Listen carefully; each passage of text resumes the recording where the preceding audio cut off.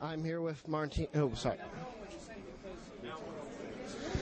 Hi, I'm here with Martine Beswick. Now, as the only actor outside of the regular cast, actress, excuse me, outside the regular cast to appear in 3 Bond films, you are probably qualified more than a lot of people to answer this question. There are a lot of film series that just sort of like fade away. What makes the Bond series still popular after all these years? It's a mystery to me. It's a mystery. I don't know. I really don't know. I'm absolutely, totally amazed by how long it's been going on. I just don't know what it is, and especially because there have been so many Bonds.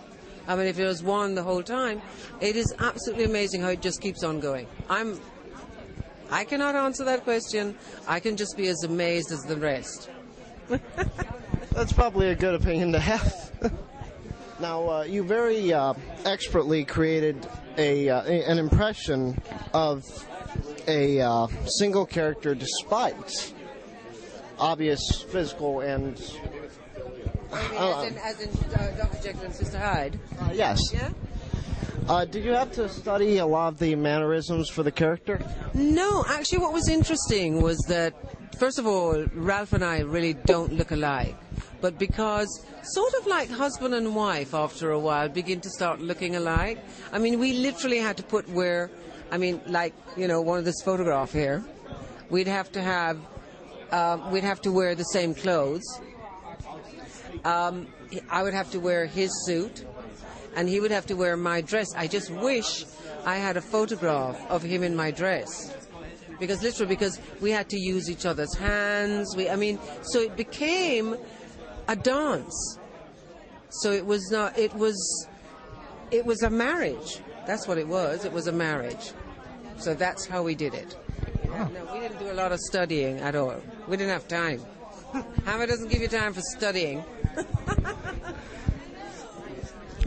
Now, in the 80s and 90s, you became very popular on American television. I remember seeing you in a cult show called Sledgehammer.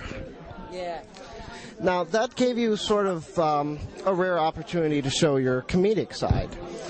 Did you enjoy getting the chance to sort of channel that aspect?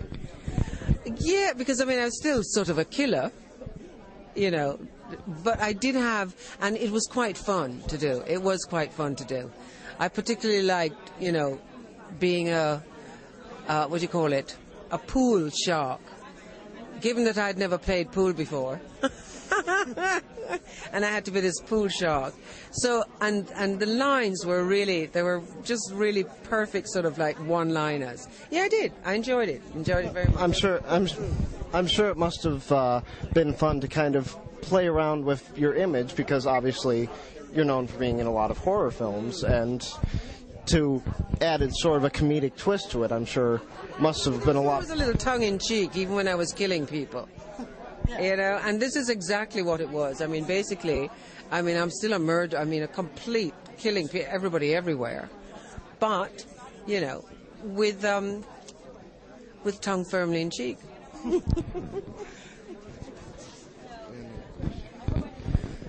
Now, in Hammer films, you tend to do a lot of very physically demanding roles, such as in Oliver Stone's Seizure.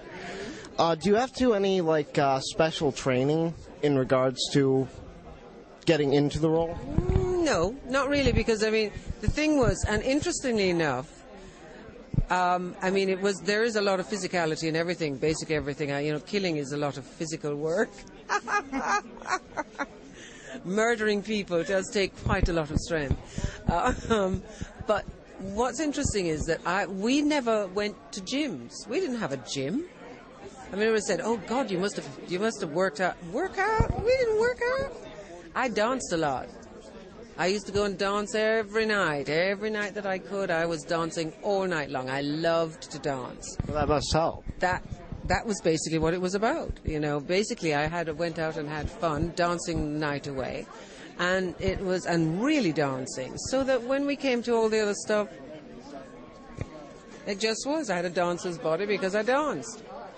Yeah, that's it. Now, there are countless actresses that have appeared in horror films, but few really come across as legendary. I mean, there's you, Caroline Munro, and Ingrid Pitt. This is just name-dropping a few people. What qualities do you think set yourself apart from a lot of other actresses? I also think it was a time. There was, it was the 60s, 70s, and it's a different era now. It's a different era in terms of horror actresses. It's not quite the same. There was something about the glamour. We were all quite glamorous, really. I mean, we weren't just sort of like these little... And we were very individual personalities. We were never the same... We weren't cut from the same cloth, but we were very individual, and I think that was a big part of it.